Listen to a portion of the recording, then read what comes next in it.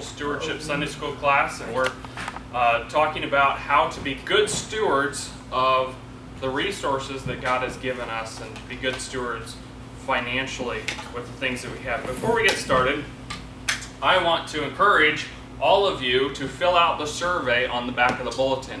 If you have a survey on the back of the bulletin, I know some of the bulletin didn't get printed with a survey, but hopefully Luke got you all a bulletin that has a survey on the back of it.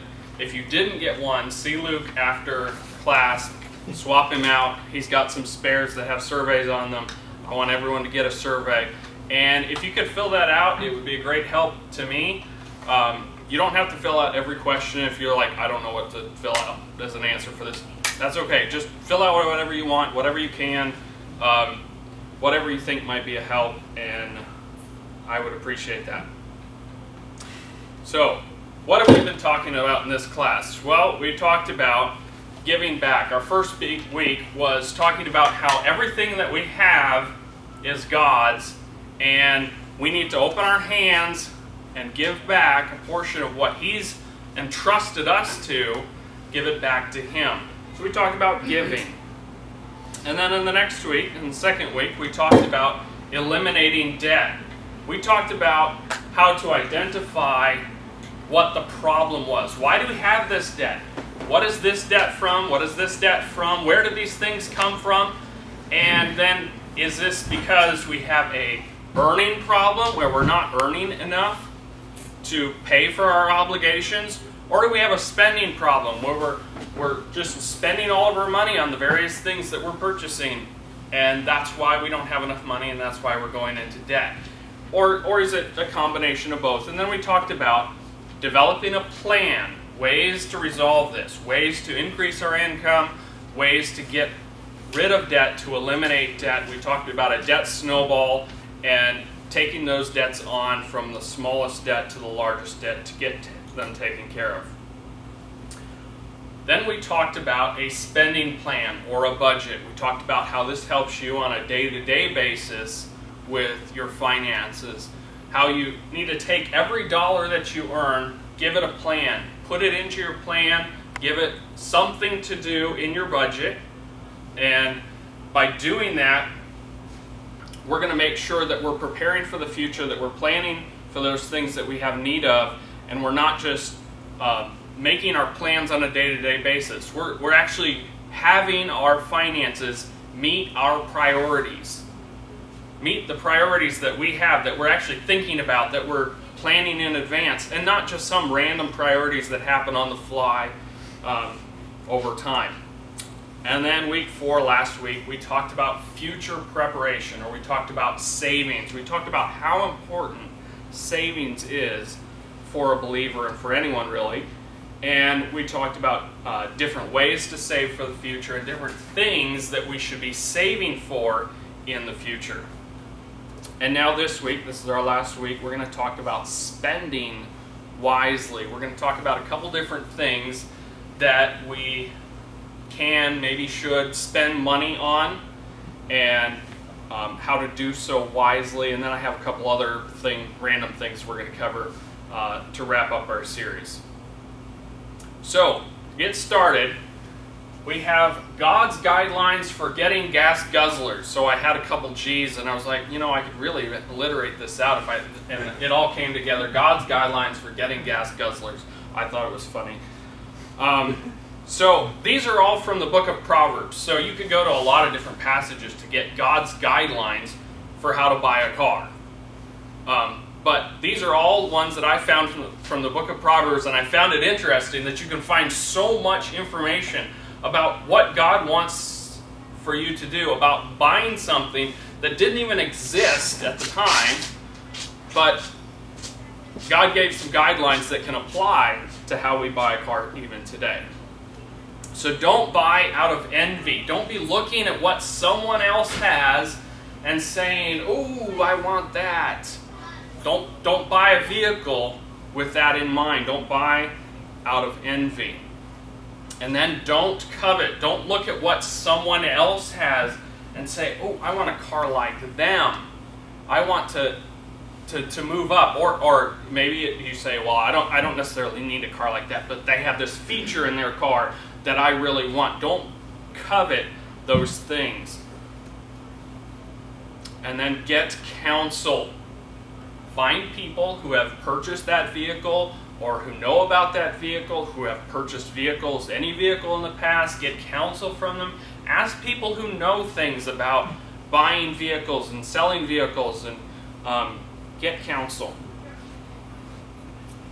Then find out all you can before you buy. We have this wonderful thing called the internet, and it allows you to know all sorts of things about vehicles before you purchase them. You can get accident histories on specific vehicles. You can get recall notices on vehicles. You can find out the reliability of various vehicles. You can look and see what actual people who have owned that vehicle, they say, oh, well, this part tends to break at about this many miles. And so you can have some things that you know about the vehicle going into it, and you can plan for when you're making your purchase. Don't necessarily believe the seller. And this is a very interesting verse. The verse is Proverbs 20:14. It says, it is not, saith the buyer, but when he is gone away, then he boasteth. So he's like, oh, you're getting a great deal. You're robbing me. I'm not making any profit on this vehicle here. And then you buy it, and he's like, oh man, I've been a killing on them. He boasteth when he walks away. So don't necessarily believe the seller when you're looking to buy a vehicle. Don't spend so much you can't meet your needs. So this is living within your means, things that we talked about earlier in our series. Don't borrow and become a servant. So the borrower is servant to the lender, and so when you borrow to purchase a vehicle, you become the servant to the lender. Consider your purchase carefully. So don't just go and buy the first thing that comes along that you see necessarily. Consider it carefully. A good rule of thumb is to wait 24 hours. You say, but it might not be there. It's a fantastic deal. It might not be there. Well, if God wants you to buy it, He can keep it 24 hours. It's not that long. And if God doesn't want you to buy it, He may reveal something to you within that 24 hours about why He wouldn't want you to buy it, or reveal something else that you could buy. So here are some other thoughts I had on buying a car. Don't go into debt for a car. We kind of already covered this, but a vehicle is something that goes down in value. It depreciates. It loses its value over time. The vehicles that don't go down in value much are the ones that are very old. So if you're going to buy a very old vehicle, well, I still wouldn't go into debt for it, because that smaller amount of money you should be able to save up for very quickly. But don't go into debt for a vehicle. Leasing is going into debt. Now, it's not marketed like that. They don't say, your options are to go into debt for this car or to get the lease. That's what they say. They say, here's an option where you don't have to go into debt to buy a car. Well, try to get a lease with bad credit. You can't do it. Generally, the bar is higher for a lease than for purchasing a car. If you have bad credit, you may be able to purchase a car and get a loan for it. Not that you should, but you may be able to do that. But you might not be able to get a lease, because a lease requires a higher level of credit, a better credit rating. And then if you break the lease, you're likely liable for the remainder of the lease payments. And then a lease is the most expensive way to have a vehicle. So I've run the numbers, I've done the charts and graphs, I've got Excel spreadsheets where I calculated it out, and I did comparisons between leasing and buying outright and buying with loans and various other things. So I can show you all those if you want to see them after class. The end result is leasing is always the most expensive way to have a vehicle. I didn't say own a vehicle, because you don't own it when you lease. It's the most expensive way to have a vehicle. don't buy new. So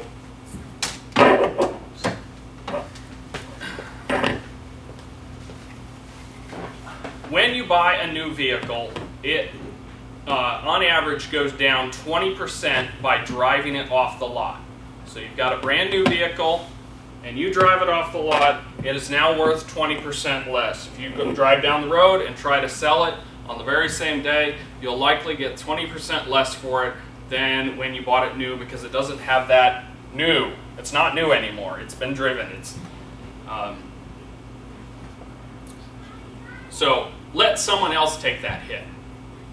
Let someone else take that 20% hit on the price of the vehicle and buy something that's new, used. Now, if you say, "Well, I want that, really new feel and all," well, then buy something that's very low mileage, that is pretty new, just not brand new.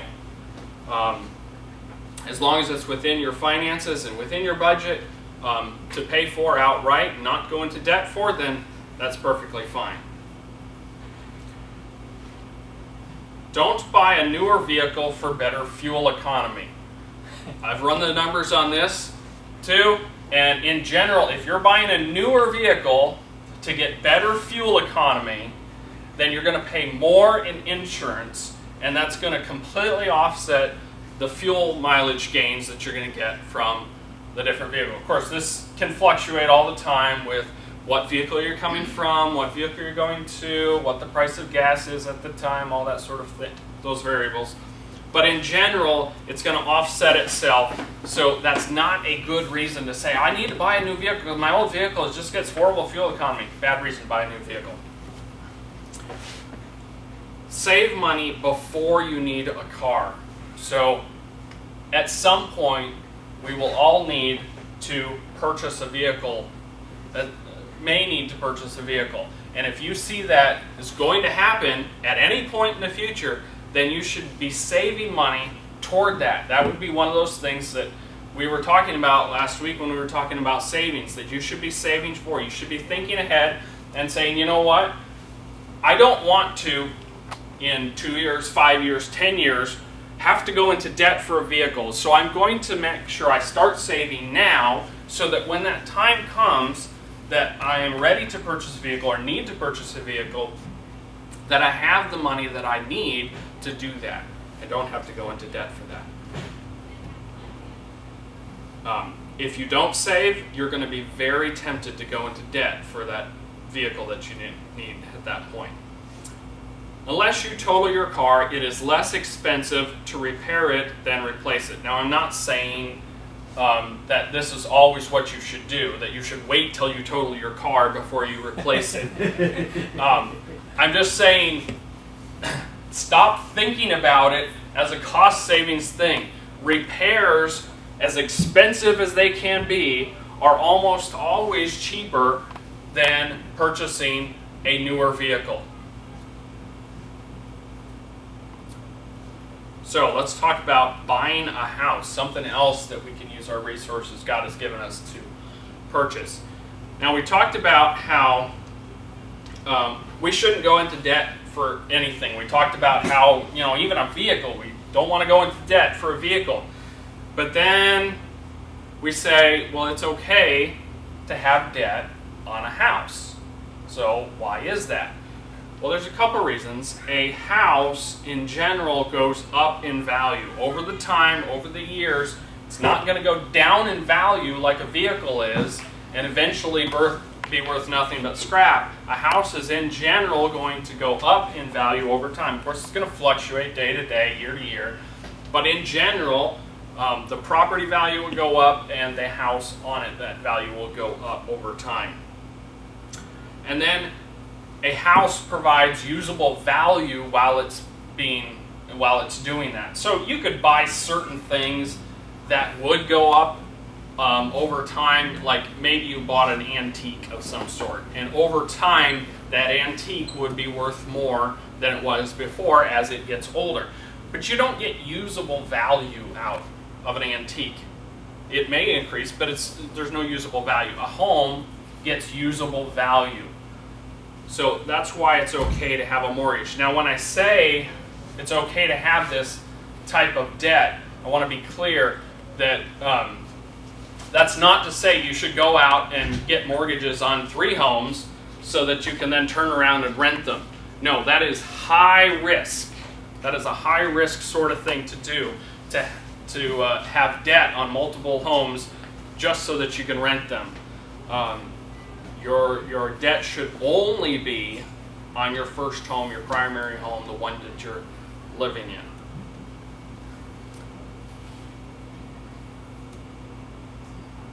Don't overextend yourself. So when you purchase a house, don't use all of your savings. Make sure that you have some savings left for emergencies, because when you own a home, emergencies happen more than when you don't own a home. Homes are emergency generators in and of themselves. So don't overextend yourself. This can also apply to your payments. Don't look at how much income you have and spend the maximum amount that you think you can of your income to get the largest or best house that you can. Make sure that you leave a little bit of wiggle room and you have those numbers within reason. And then here's a couple things to think about not buying. You should not buy if you're going to relocate within 5 years. You don't want to be caught with a house that you can't sell because of a temporary change in the market.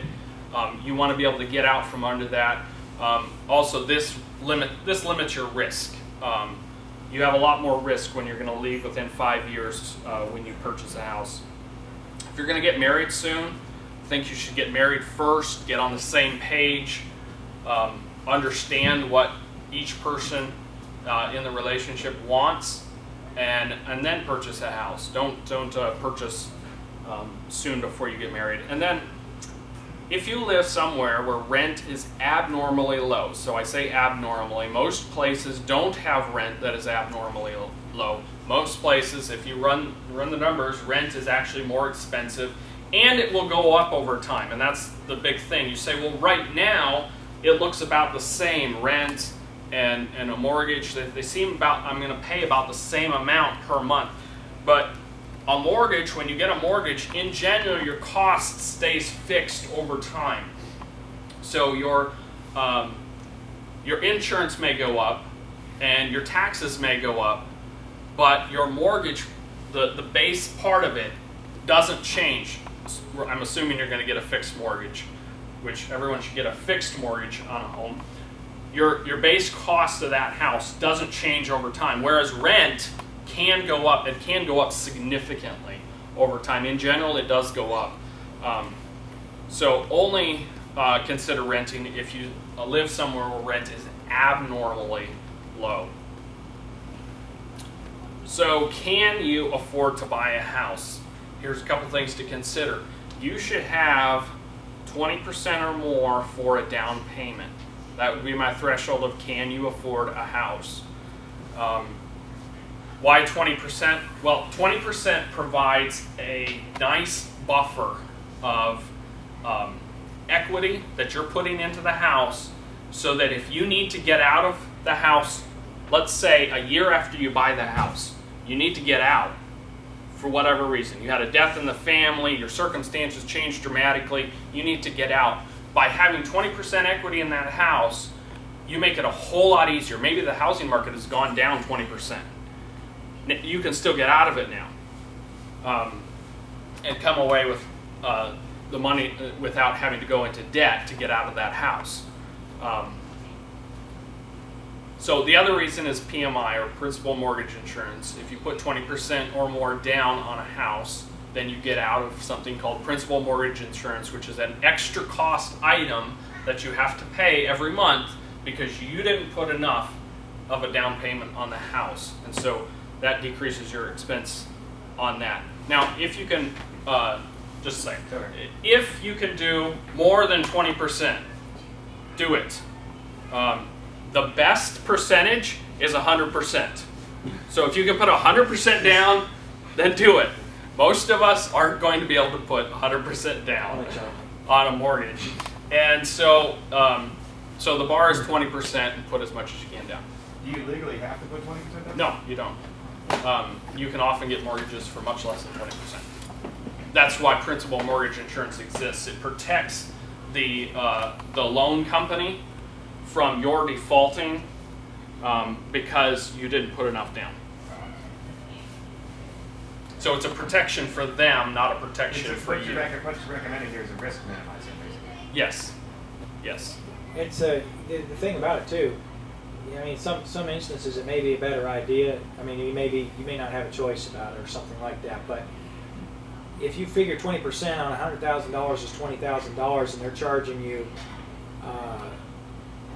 $150 a month for primary mortgage insurance, adding that onto your loan per year, that's like $3,000. Well, not many people can make $3,000 of interest on $20,000. You know, if you understand what I'm saying. In other words, that's one of the better places to put your money because of the cost of it, you know, versus an investment. A lot of people have investments and yet they're putting money into mortgages that aren't necessary. I would blanket statement that and say if you have debt and you have money sitting over here, even if you think, well, but I'm making more over here than I'm paying in interest over here. You know, I've got this, you know, $3,000 on this credit card that's making next to zero interest, and then I have this mutual fund over here that's, you know, making X percent that's higher than what this debt over here. Well, you're not taking into account risk, and you've got a lot of risk when you have debt out here and you have something that can fluctuate over here. So you are almost always in all situations better to take that investment, put it towards your debt. Take care of your debt first, and then you can actually make money off of what you earn, and you're going to get more back in the long run by doing it that way. So here are some miscellaneous thoughts, just various things that I came across when I was studying for this that deal with finances. Don't steal even for hunger. Even the poor have food to eat with hard work. So Robin Hood was wrong. According to the Bible, don't steal even for hunger. That's not a good reason to steal. You can have food to eat with hard work. So even the poor, even those that are destitute, have very little, if they work hard, they can have food to eat. They can have that basic need covered. God says so. God doesn't forsake those that follow him. Psalm 37:25 says, I have been young and now I'm old, yet have I not seen the righteous forsaken, nor his seed begging bread. David said, I haven't seen this. Yes? Is bankruptcy stealing? I would probably say yes. It's an obligation that you agreed to. I think all Christians, even if they declare bankruptcy, should pay it off. It's a character issue. Yeah. I agreed to do this. The government may say you can back out of that this way, and you can get out of that obligation this way. But right, as a character issue, a Christian, a believer, should say, but this is what I agreed to, and so I am going to live up to that agreement that I made and pay that off. Now, almost in all situations, a Christian shouldn't declare bankruptcy. You can almost always do something so that you can meet your obligations, and you save yourself a world of hurt by not declaring bankruptcy. Going back to if you put a 20% down payment on a house, and say you lost your job or something, and you can't. Can you get your 20% out at all? So there's two things you could do if you had a problem then. So probably the first thing you would think about doing is selling it. If you sell it, then you get under that obligation, out from under that debt obligation completely. And because you've got 20% equity, you should be able to do that. Another option would be to take out a loan, a different loan on that equity that you have. Now I try to avoid that as well, because I wouldn't want to go into debt for that either. But because you have that equity there, you could take a loan out on that equity that you have in the house. Staying on the housing topic, I know you and I personally talked about this a long time ago, and I think you made a statement similar to refinancing actually being a beneficial tool for someone who either takes out a fixed mortgage or something like that. I don't know if you remember saying anything or agree with that. So my stance on refinancing is if you run the numbers and you're going to save money, always refinance. So it really doesn't matter. I mean, you just got to look at the numbers and see what they are. You figure out what your closing costs are going to be, what your interest rate change is. And you better figure out the numbers too, not let some broker. Yeah. I've had guys tell me over and over again that I'd save money refinancing and proving them wrong. Yeah, and often people are out there to get you to refinance because they're doing cash out refinancing where you're pulling equity out of your home and you're actually extending the length of your mortgage. You don't want to do that. Okay. You're just prolonging your hurt. That's even worse would be a reverse mortgage on your home where you no longer have a mortgage, but now you take out a mortgage on your home, so you go back into debt to pull money out of your house. Very bad thing to do as well. Does that answer your question? Yes. Don't co-sign. So the Bible calls this surety. It tells us not to be surety for someone else. When you're surety for someone else, you're helping them go into debt. God doesn't want you to have debt. God doesn't want them to have debt, so He doesn't want you to be surety for them to go into debt. But the Bible also says that if you do co-sign, you are surety for someone, honor your obligation. So if that person isn't making their payments, they're not taking care of the debt that is theirs, but you co-signed for, you should. It is your responsibility to take care of that debt and to pay it off. Treat it like one of your own debts. If you have debt at the time, just figure out where it is in your debt snowball and pay it off when it comes up to that time. Pay the minimums until then, just like we talked about in week 2. And then grown children should not be dependent on their parents. Proverbs 28:24 says, "Whoso robbeth his father or his mother, and saith, It is no transgression, the same is the companion of a destroyer." And so there's a lot of ways we could apply robbing our parents, but that is not something that should be in a believer's life. Goal. What should be our goal in our finances? Long term, think long term, end game. What's our goal here? One thing could be to serve more. So as you operate your finances according to biblical principles, you're going to free up your time some so that you can serve more. So if you're having your needs met by the resources that you have, now you should be doing something else. You say, but I don't need to work as much with my primary job to pay for my needs. Well, that freed you up. Now you can serve more. And you should say, how can I use that time that I don't need to spend at my normal job, or maybe you're at the point where you don't have to spend any time at a normal day job. That's when you can really serve and you can get even more. But we should always be looking at increasing our service. Nehemiah did this. When he talked to the king, the things that he asked for were things that would help him serve more. They weren't things that would cover his own needs, that would meet his day-to-day expenses. Maybe he already had those covered with the resources that God had already given him. So when he went before the king, he asked the king for things that would help him serve more. And then in Acts, Jason used his house for a place for Paul and Silas to stay. And then when the Jews assaulted his house looking for Paul and Silas, they couldn't find him, and so they took Jason They couldn't find Paul and Silas, so they took Jason, and he provided a security, and it seems to me a security so that Paul and Silas could remain free. So he was using his resources to serve more.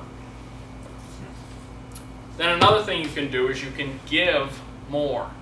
You say, I'm in this job, and I can't, parcel it out as much. I'm already serving, but I can't reduce this obligation. This work I'm doing over here. Well, maybe you can give more, and that should be another one of our goals. So Aquila and Priscilla were able to give more to God's work due to God's blessings. They were able to give more because God had blessed them, and they were running their household according to biblical principle. And then Barnabas sold houses and lands to give to the needs of the believers. He gave more. God had given him a lot. And he was handling it according to God's way, and so he was able to give more. And then our goal should really be both of these things. We should be looking at striving to do both of these things. How can we serve more? How can we give more? How can we allow our finances to not be a hindrance to these things, and then to go even further beyond that and say, how can I serve more? How can I give more? Joseph of Arimathea, who the Bible calls rich. It says he was a rich man. And he was the one who sought the body of Jesus and placed it in his own tomb that he already had that was hewn out. So he was using what he had for God. He was giving away his tomb that he had that was probably prepared for him. And he was also serving by going and talking to Pilate, getting the body of Jesus. So he was both serving and he was giving more. Proverbs 13:7 says, "There is that maketh himself rich, yet hath nothing. There is that maketh himself poor, yet hath great riches." So the point here is, don't act like something you're not. So if a lot of people fall in this first category of people who have nothing, they're in debt, they don't have any resources, they're broke, what we call broke, and yet they make themselves appear to be rich. And how do they do that? By generating more debt. They're putting things on credit cards, they're getting loans on nice vehicles, and to an outside person looking at them that you can't see their finances, they may look rich. They may look like they've got it all covered. They're successful by the world standards, but they're not being genuine with what they have. And that shouldn't be something that is in a believer's life. And then there is that maketh himself poor, yet hath great riches. So that's the, woe is me, I can't do anything, I can't give more to God, I can't serve more for God, and yet they can. And they're not being honest with God, they're not being honest with others about the great riches that they have. Gideon. Yes, and we covered him in an earlier lesson.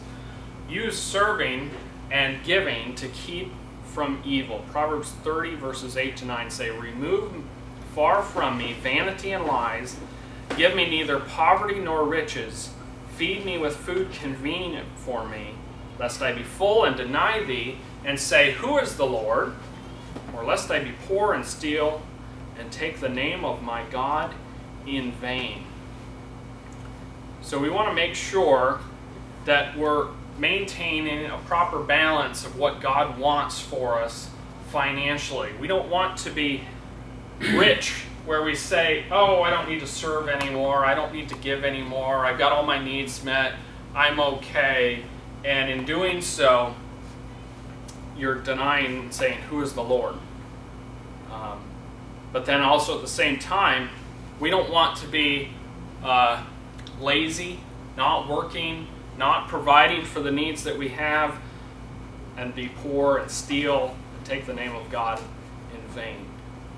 And we can use serving more and giving more to help maintain a balance here and maintain our perspective. So if you see yourself as becoming that first person who's starting to rely on riches, starting to rely on what you have, maybe you've got too much. Maybe that's the point where you can say, well, I need to now serve more, or I need to give more. I need to do both of these because God's really providing for me, and so I need to do more of these things. And then lastly, we're going to cover this passage that I just think is a great passage on, covers a lot of different aspects of how we should handle our finances. Ecclesiastes 5:10 through 19.